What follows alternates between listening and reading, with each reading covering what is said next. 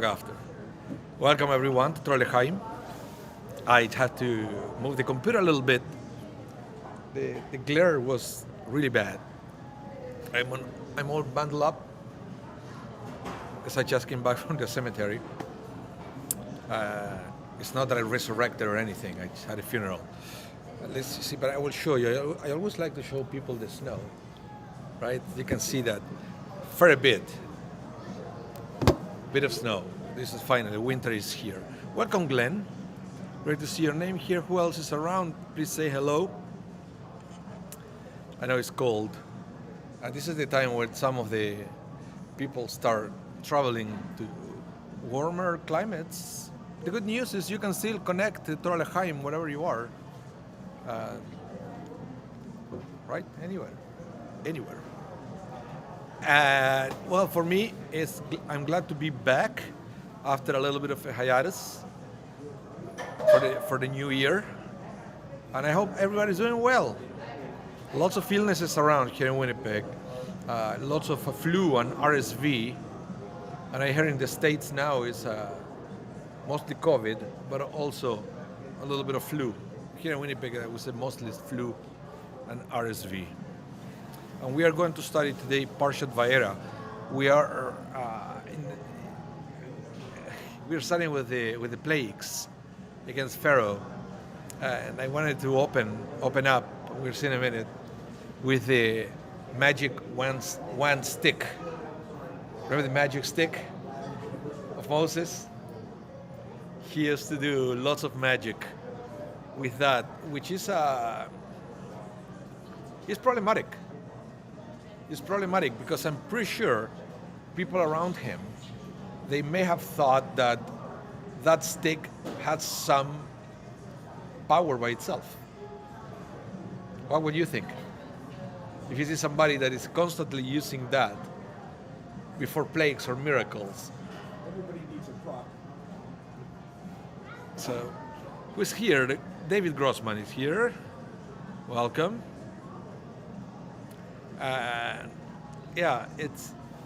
But I'm wondering if people actually thought that it has nothing to do with Moses. And it was about having that stick, right? If you had that stick, you can do the miracles. Doesn't matter who it is. If you don't,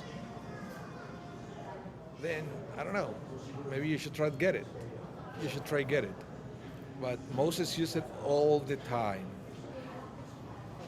It's going to be a few exceptions where he's not using it, but mostly that's the way it is. And the first time that he used it, big time, was when he went to face Pharaoh for the first time. Let my people go. And Pharaoh said, get out of here.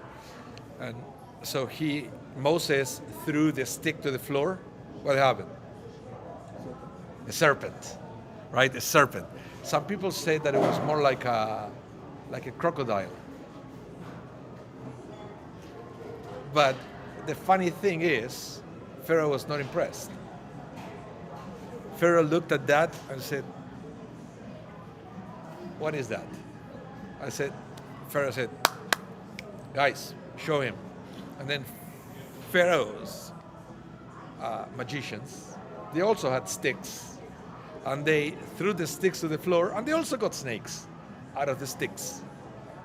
So not impressed with, first appearance of the stick wasn't a big deal, even though at the end, the Torah says that Moses' snake, ended up eating the others.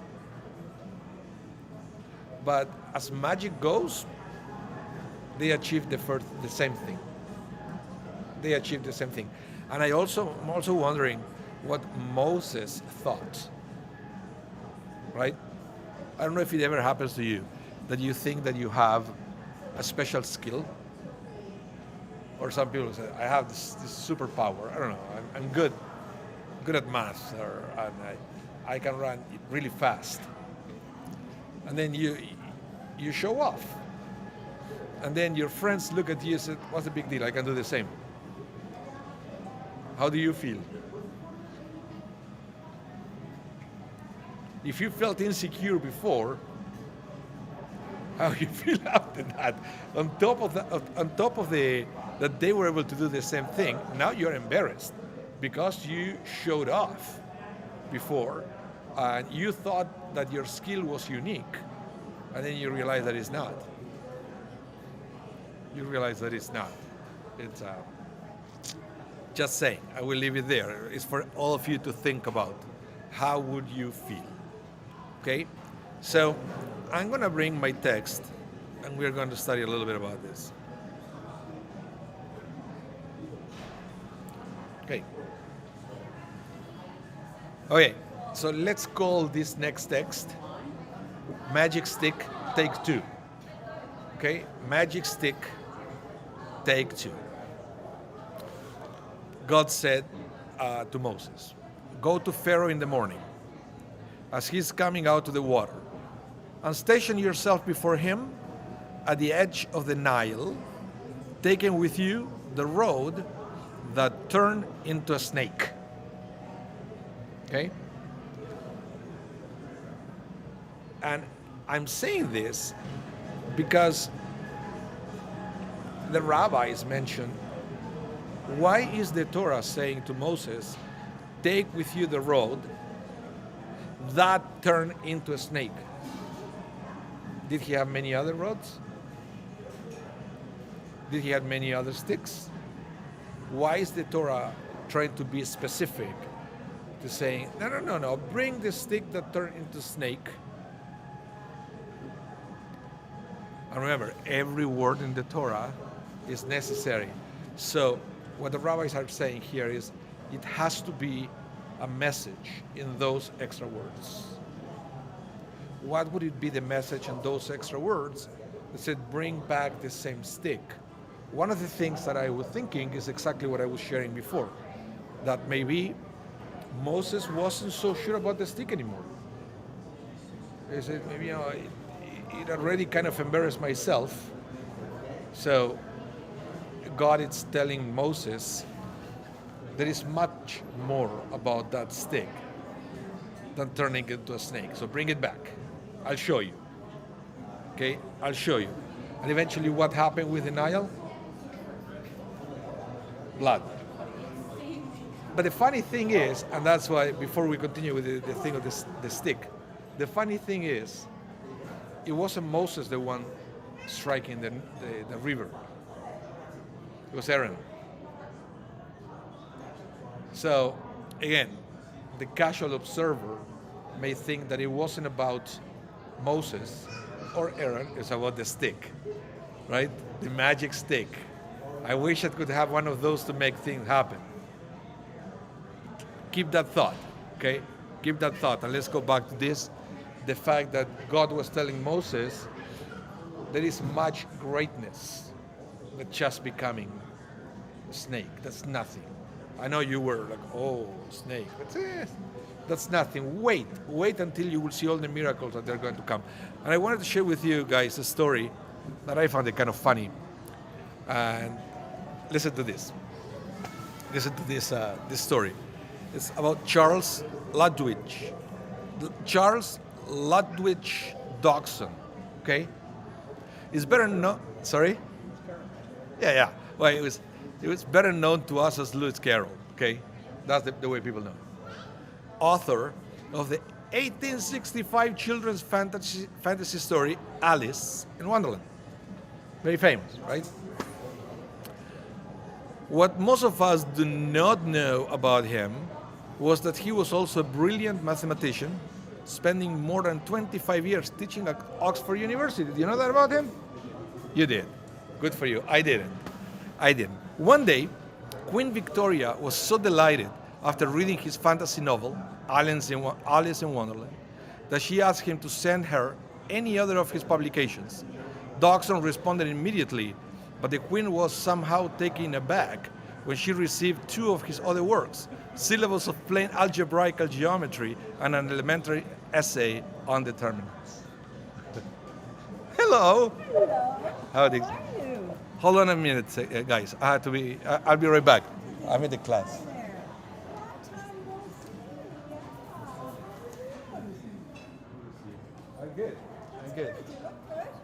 we're Torah L'chaim. Yeah. We are studying. Adrian told me. Yes. Yes. Okay, Oh, thank you I very got much. this for you. You're Okay. very welcome. Okay. Thank you. It's a beautiful article, and I got it. Okay. Thank you so much. 20 years old. I Wow. realize that. It's a little yellow in color. That's okay. Yeah, I'm gonna yeah. scan it. Okay, nice to see you. Nice to see you too. All the best. Sorry, guys. It's nice to see people that I haven't seen in a long time. Asper Campus, this is the place when you see everybody. Come to synagogue, you won't see people for years. Come to the Asper Campus, everybody is. Who else is here? Let me see. Emperor Goldman came, and Mary Nason. Mary Nason is here. What does he say? Hold on. Sorry, I'm late logging in. That's okay. So, yeah. Back to the story. What is the story telling us? And this is why I chose it, right? Because many times there is more than what met the eye. It's more what met the eye. Sometimes we don't because we don't want, or we don't because we don't know how to appreciate multiple layers in people or in things. We are sometimes so unidimensional that we don't realize that, for example, people could be so complex that you can have a writer that wrote a beautiful fantasy book, but is also a brilliant mathematician, right? And I think there is a story here in the Torah that Moses was quick to judge the little sticks. You know, this is doing things that the Egyptians could do as well. Learn to be patient and learn to discover, you know, things that go beyond. It happened with people and with object, right? I know people that they spend, you know, thousands of dollars in a fancy phone. For what? To play Candy Crush. And then you say to the person, you know that you can also use Microsoft Word there, right? I said, really? Yeah. You know that, and then I do it all the time. I do it sometimes with my mother-in-law. Every time I teach her a new trick that she can do with the phone. But sometimes we need to take the time to discover all these other layers. And this is what started to happen with Moses here. Who else is here? Juan Miguel Sanchez Amat, welcome to the class. Shalom. Let's continue. Listen to this. Now let's continue with the magic stick, okay?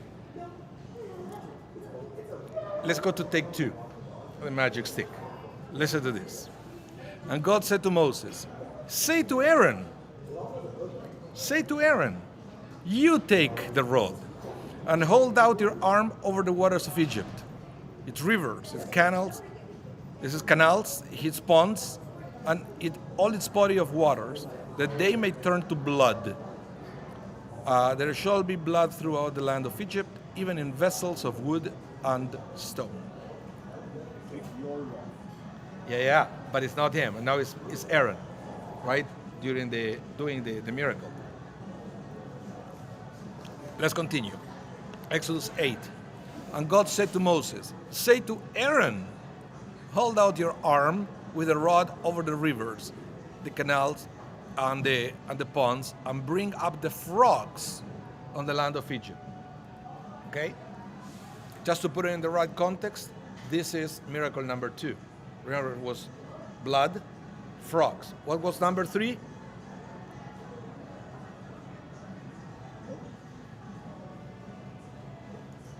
Lice. That's what I'm pointing. I don't think I have a problem. I don't have hair for lice. But, so number 3, listen to this. Then God said to Moses, say to Aaron, hold out your rod and strike the dust of the earth, and it shall turn to lice throughout the land of Egypt. Okay? Now, beyond the magic stick, if it has power by itself or not, why Aaron? Why not Moses? Moses was the one throwing the rod and making a snake out of it. Why is not Aaron the one that is going to hit the waters and the sand of Egypt? It's a fair question. Because after that, after miracle number 3, you will be back to Moses to use the rod all the way to the end. And by the way, guys, they are the rabbis are struggling with the magic stick.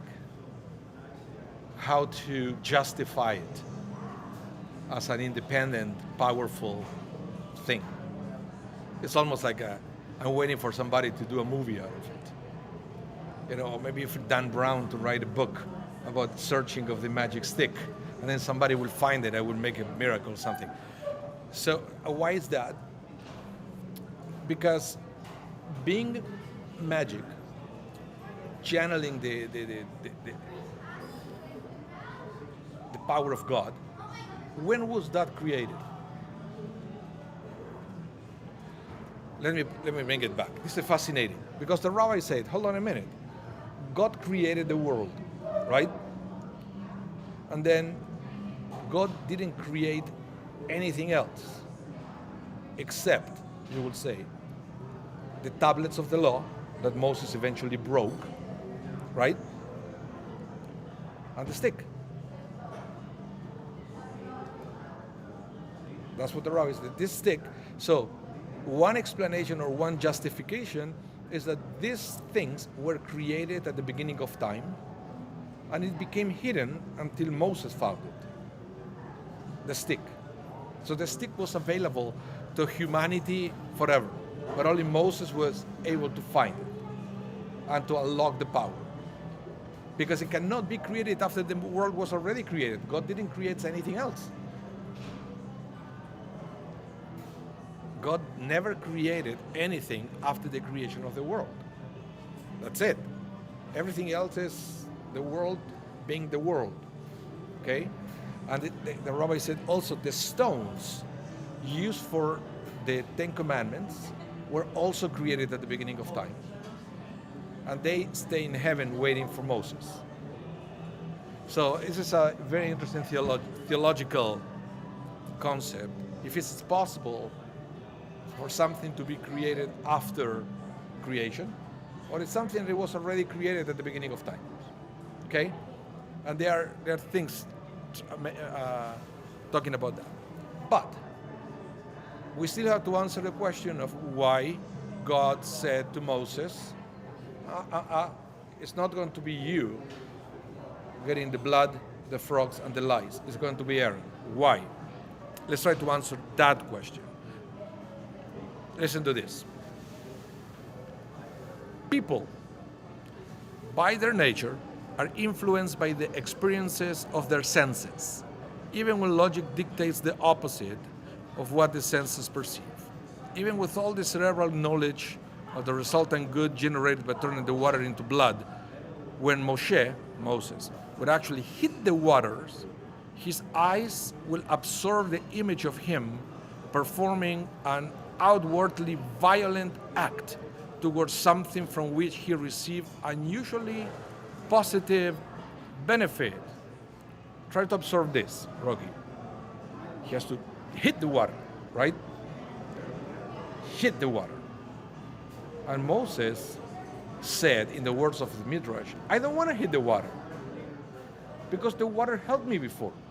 Listen to this. Even though the water on the ground which he will be hitting are inanimate, the very act of hitting them will profoundly impact Moses' psyche and will diminish his own personal level of gratitude.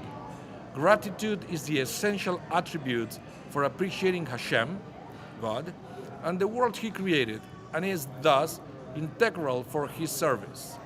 As our leader and the one who would ultimately receive the Torah on our behalf, Moses could not be flawed in this area. So the question is, why couldn't he hit the water and the sand? Because the water protected him when he was a baby. His sister put him on a little basket, and the basket was in the water, the Nile. Remember the story? that somehow he would be contaminated if he had to do it. No, look. Moses said, water was good to me. He understood the need of the plague, right? He understood the need of the plague. But he said, the water was good to me. When I was a baby, the water helped me, and nobody found me until the daughter of Pharaoh found me, and she took me into the palace. So That's what this rabbi gave. That's what he said. he doesn't say that. He is making a comment of that. There is something that is known. It's not part of the text, but you should know that in advance. Why was Moses thankful to the water? Because when he was a baby, he was there. And said, but okay, I understand that. But what about the sand? What about the sand? Why wasn't Moses able to hit the sun? Why was Moses thankful to the sand? Any ideas? When I say this, I'm talking about to you too, guys. Okay, if you have any ideas or you want a comment about it, just do it. Look, okay.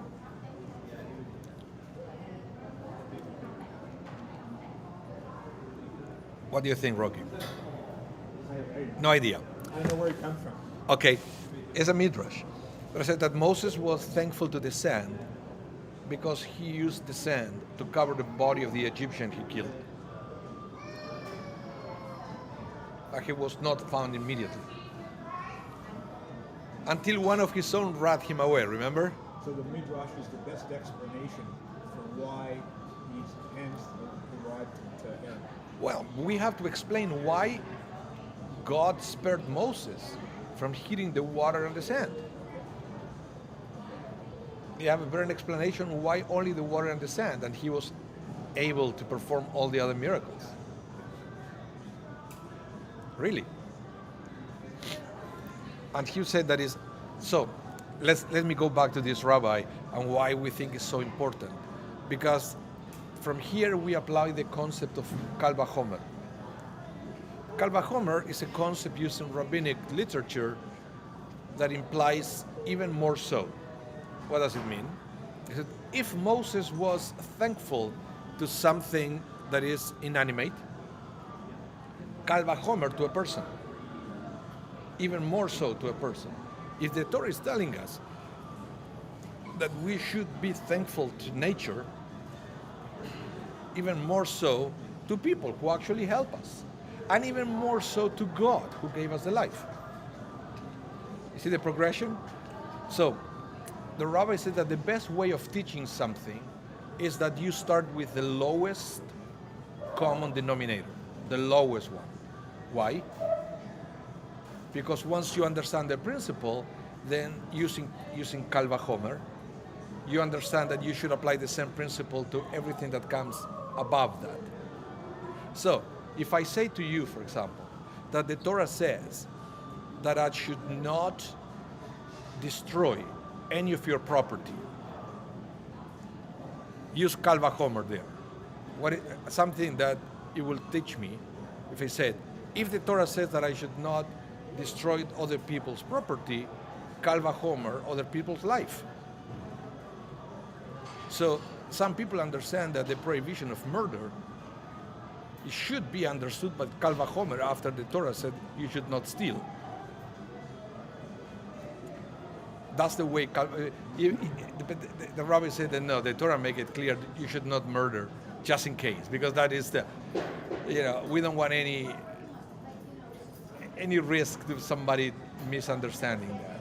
So that midrash is about respecting the planet. Yeah. And we say why? Because the planet is good for us, right? It helps us in the past. It's giving you, the roof that is over your head. It's coming from material from the ground, right? The water you drink and everything.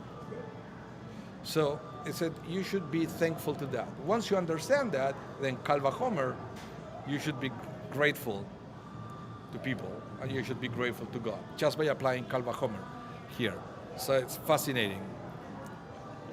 Let's continue. Now, you see, this is interesting because here this Rebbe is having a very interesting questions about how to apply Kal Vachomer and the extensions of gratitude. He said, one who crosses the ocean and is rescued from shipwreck, give thanks to God. So far, so good? Yeah, if you're rescued, will you be thankful? Right? Percent. Should we not thank God if we cross without a mishap? Now, he's saying, he's going the opposite. This is what happened when you start from the maximum common denominator. He said, look, if I tell you that you should be thankful after you cross the ocean, right? You will say, Kal Vachomer, I will be thankful if I'm in danger and somebody rescues me. But now he tries to go the other way around. He said, if nothing happens to you, should you be thankful?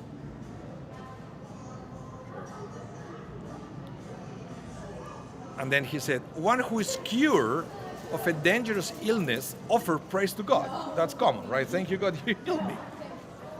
And then he asked, should we not praise God when God grants health and preserve us from illness? Preserve us from illness? And what he's saying is, why do people wait until they go through something bad to be back to normal and then they thank God? And he was saying it doesn't make any sense. We should thank God every day for everything. We should thank God because we are not going through those things. So what he's saying, again, he's trying to expand the reflections on gratitude and the extent of gratitude. We shouldn't be grateful only for being protected or restored from the exceptions. We should be grateful for the routine, for things that happen to us every day. It's interesting.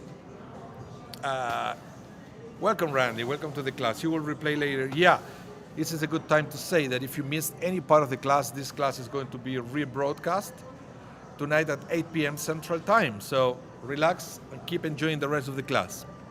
Now, listen to this. Now we go to halakha, Jewish law.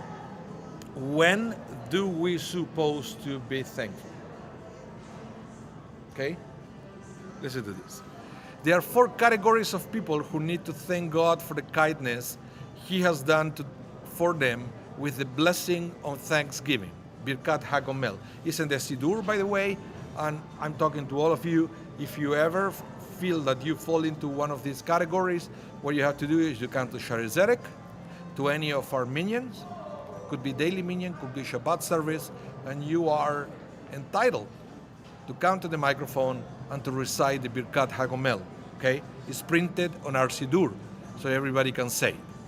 So, what are the categories? Let's go through it. Number 1, one who has crossed the ocean or an overseas flight travel, etc. Okay? You cross the ocean. We don't do that anymore with ships, right? But we do it with planes.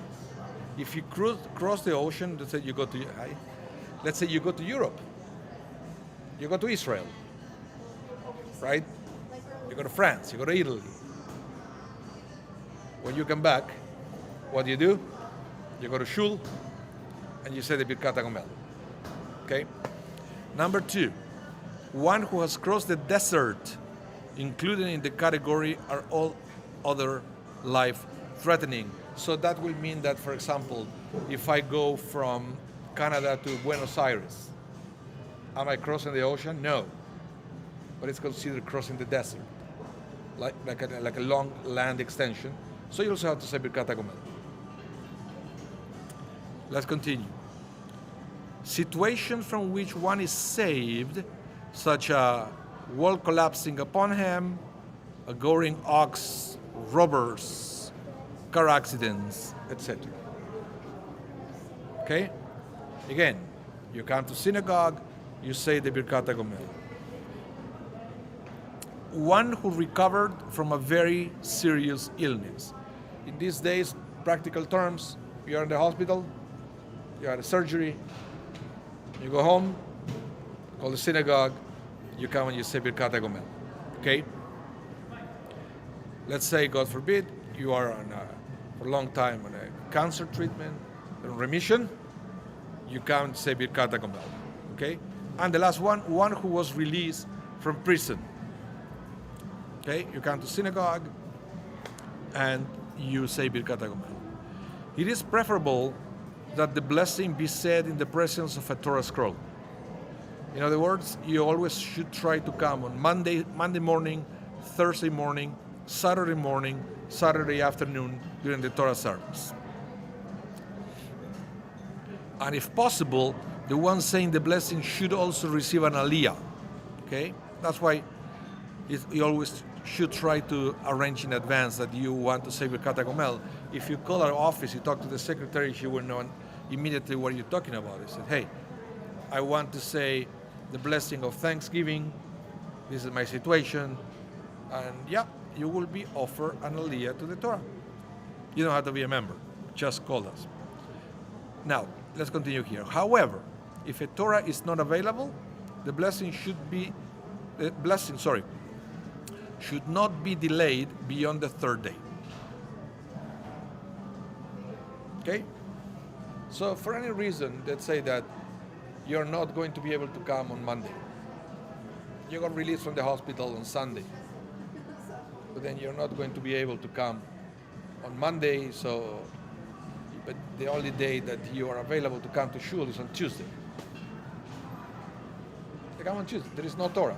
Doesn't matter, you come to the microphone, you look at the congregation, and you say the Birkat HaGomel, and there is a line that the congregation will read back to you. That's the way it works. Any questions, please let me know in the chat. Let's continue. Now, the prohibition against ingratitude applies not just to personal kindness, but to intellectual influences. Okay, listen to this, I love this. Thus, the Gaon of Vilna counsels, if you find something worthwhile in a book written by another, don't ridicule parts of the book which with you disagree. Don't you love that?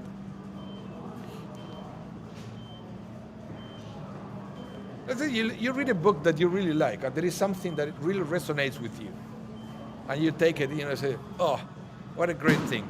Then you keep reading the book, and then you say, this is nonsense, the next chapter. And you make fun of the book because of that chapter, and Gaon of Vilna say, hold on a minute. There is something of that book that you liked.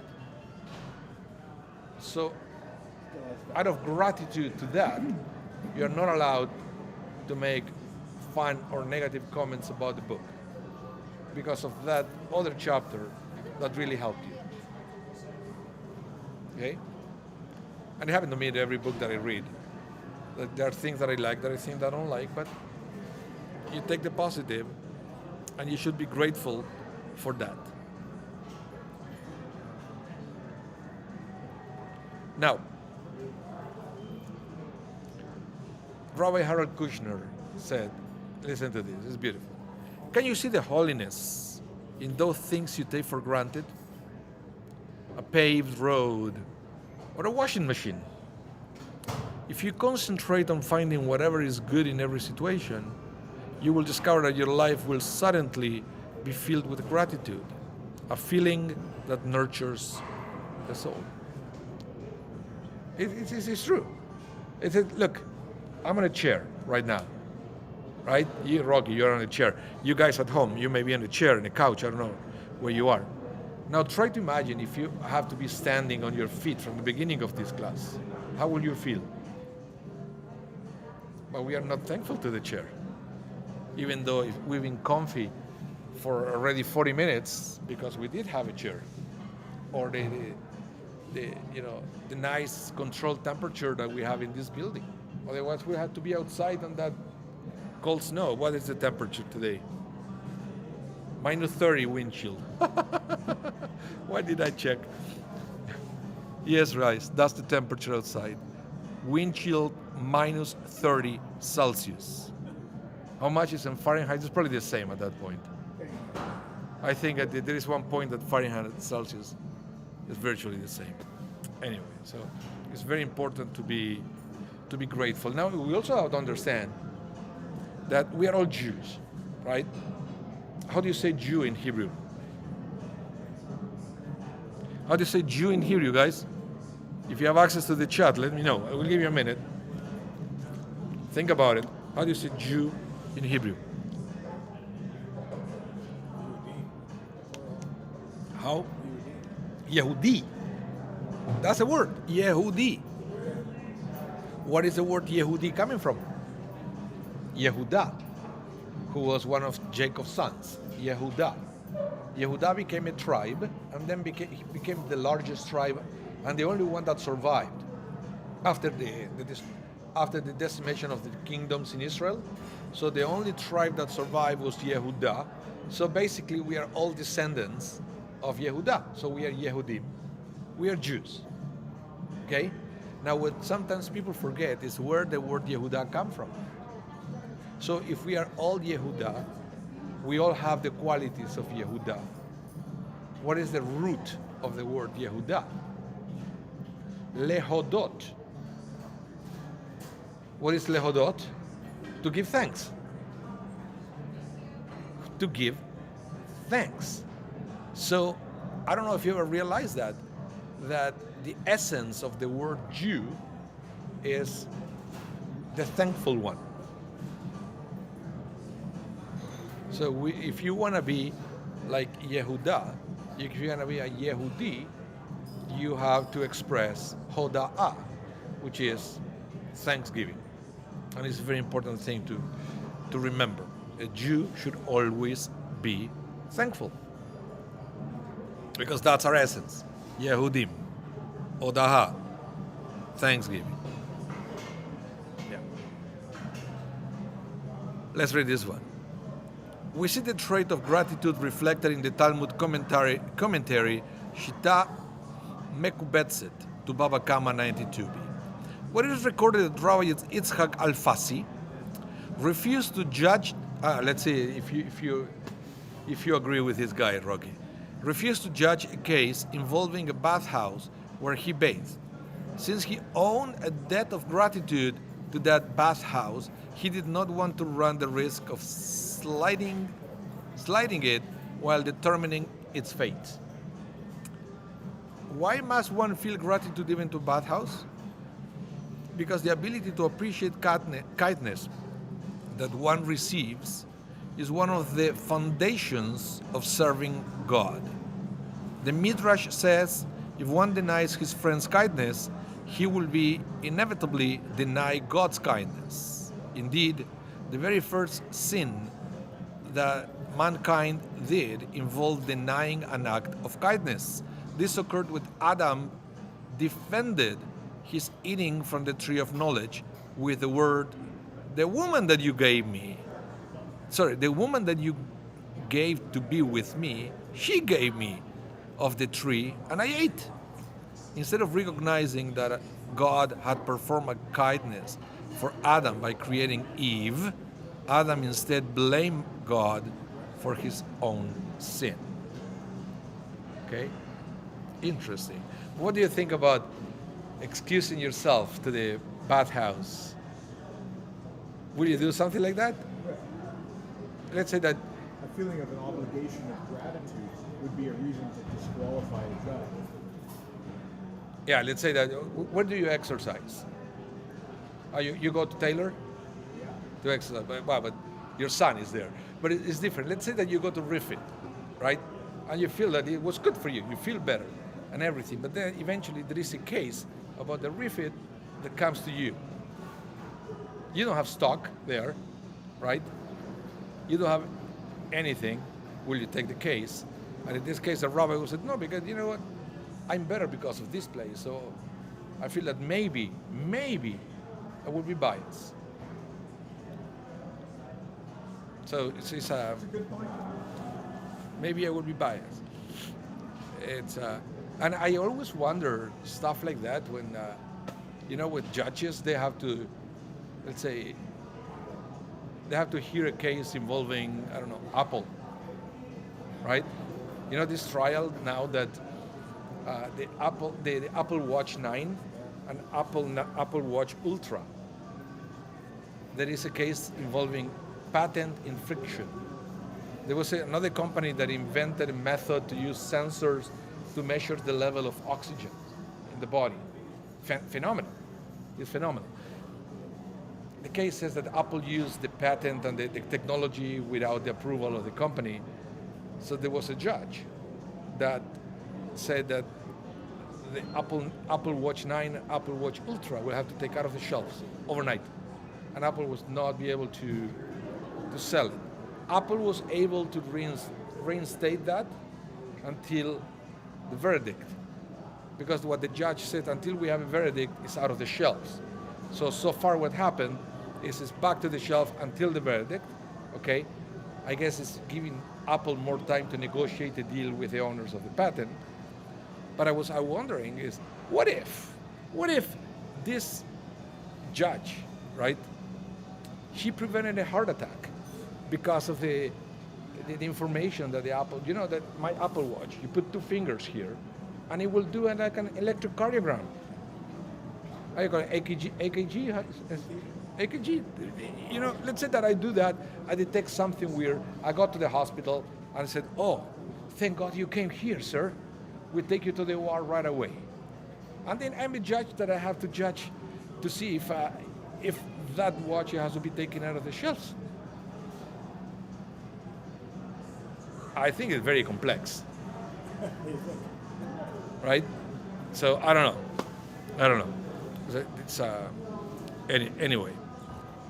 anyway. So gratitude is something that we take very seriously, and according to the rabbis, fortunately or sometimes unfortunately, gratitude will play to our bias. Right? Forget about judges or not judges. Gratitude will play to your bias. When sometimes we refuse to see, you know, when somebody is telling you about, or they are proof that it's a fact that somebody is an evil person. But you refuse to see it because the person was so good to you. It's very complex. Very complex. Okay. Now, let's go to another topic here. I'm sorry we don't have too much time to go into this, but I think it's fascinating anyway.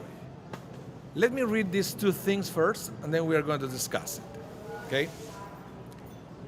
And God said to Abram, now we're going back to Genesis, by the way. Okay? Because remember, in this week's parsha is all about the plagues and the famous "let my people go." It's all about leaving slavery. But what we have to understand is that the slavery was prophesied by God. God already told Abraham, your descendants are going to be slaves. Okay? Listen, we're here, it's in Genesis, listen. And God said to Abram, know well that your offspring shall be strangers in the land, not theirs, and they shall be enslaved and oppressed 400 years. You see this? Which land?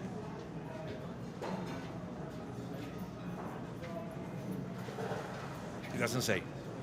It doesn't say. No, this is very important. It's very important to notice that there is a prophecy, but it doesn't say where, okay? Doesn't say who the oppressor is going to be.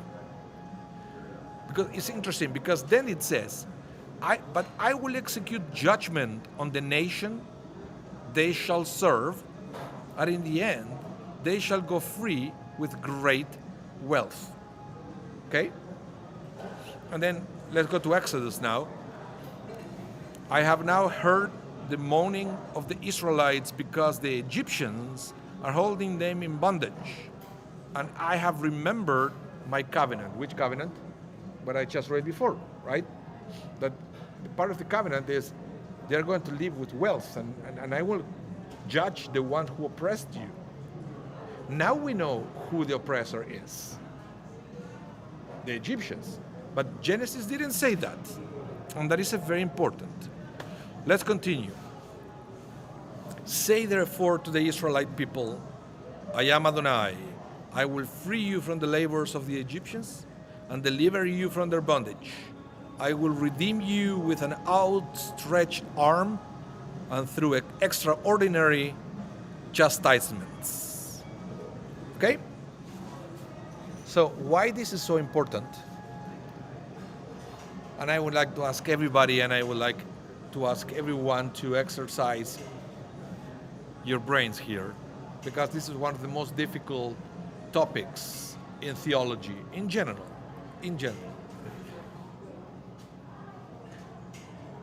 If the Egyptians were already prophesied in Genesis, right?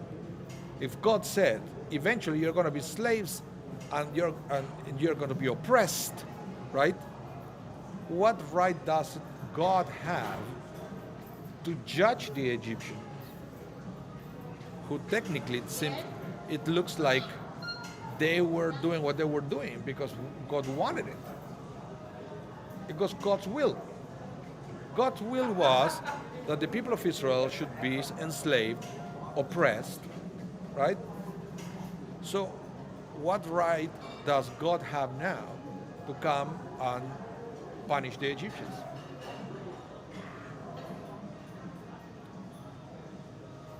Weren't they agents of God?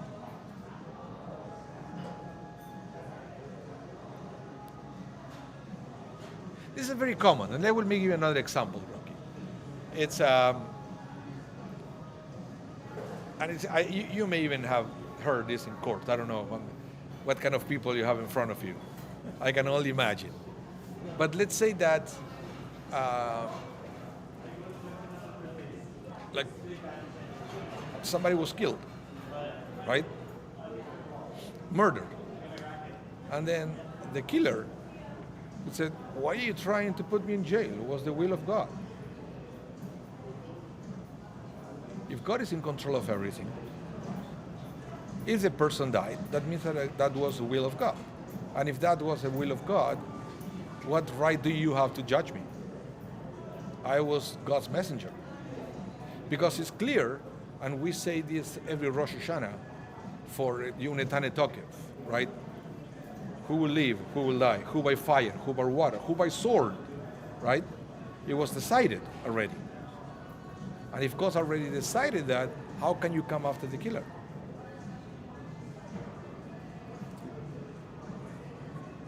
Aha. It's an interesting question. I think it's a question that every religious person should ask themselves to try to understand. So let's continue this, because this is what's getting interesting. Right? Again, if God decreed that Abraham's descendants will be exiled and enslaved, why were the Egyptians punished for enslaving them? Let's see why. Well, let's start with Maimonides, okay? Answer number one, the Rambam, he said, Hashem, God, did not say in what country the people of Israel will be enslaved. Remember I mentioned that? The Egyptians, so to speak, volunteered to enslave Israel, and for that they were punished.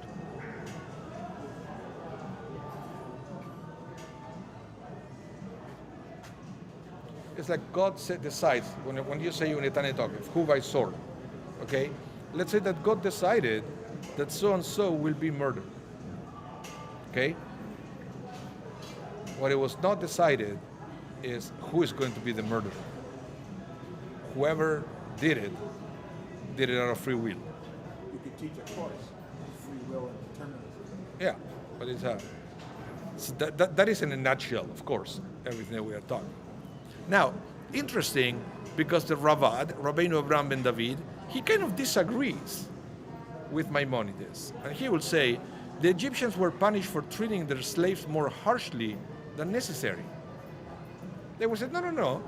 The Egyptians were agents of God, but they didn't do exactly what they're supposed to do. Okay? Now, the same concept is going to be, for example, with the destruction of the temple and Nebuchadnezzar.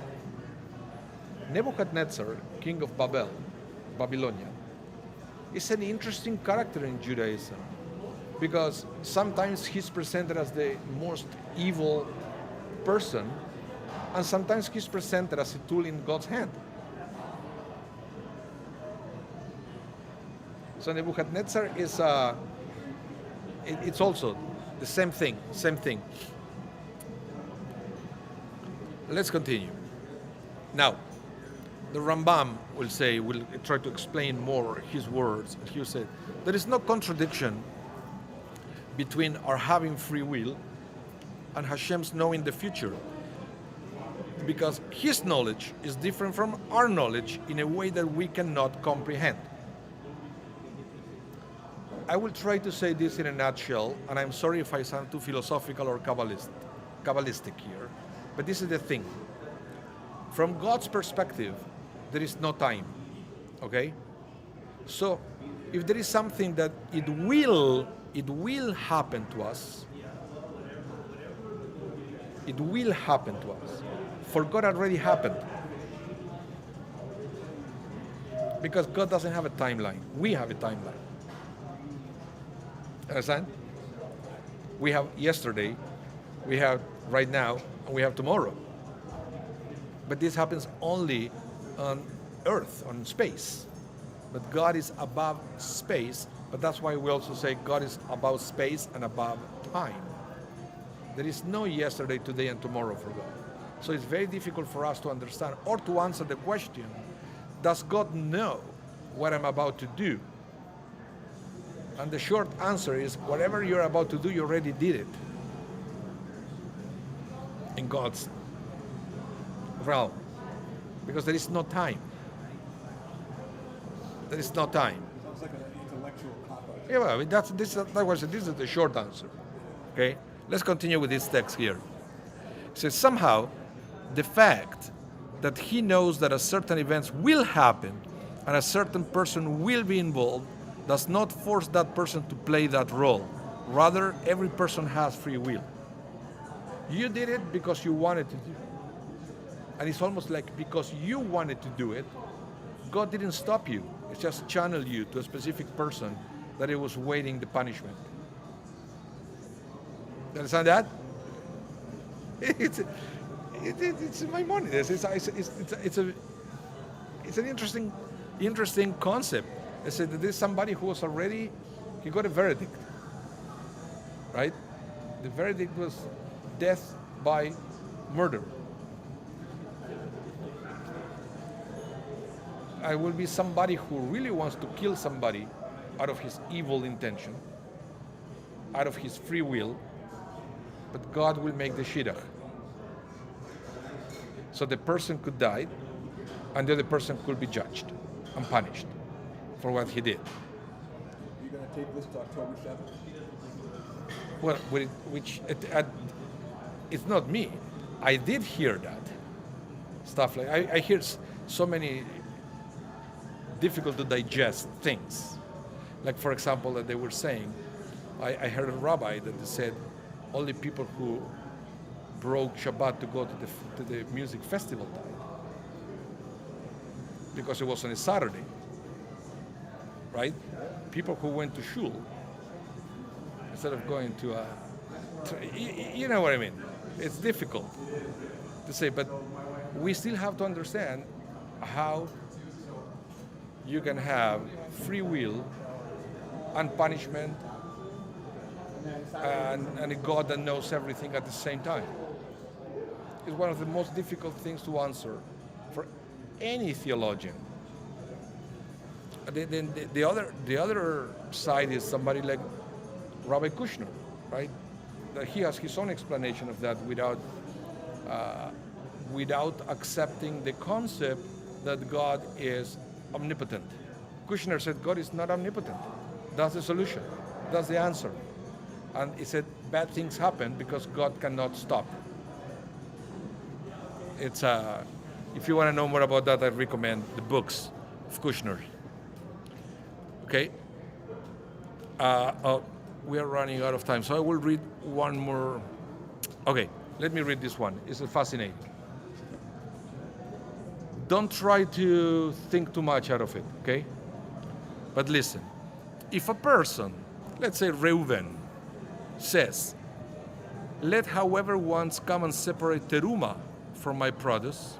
You know what is teruma? It's like a portion of your produce to be taken to the temple. Okay? Let whoever wants come and separate teruma from my produce. A volunteer who comes and separate teruma, let's say Shimon, will not be considered to be an agent of the produce owner, Reuven. Okay? Why? Because he said, let whoever wants come and separate teruma.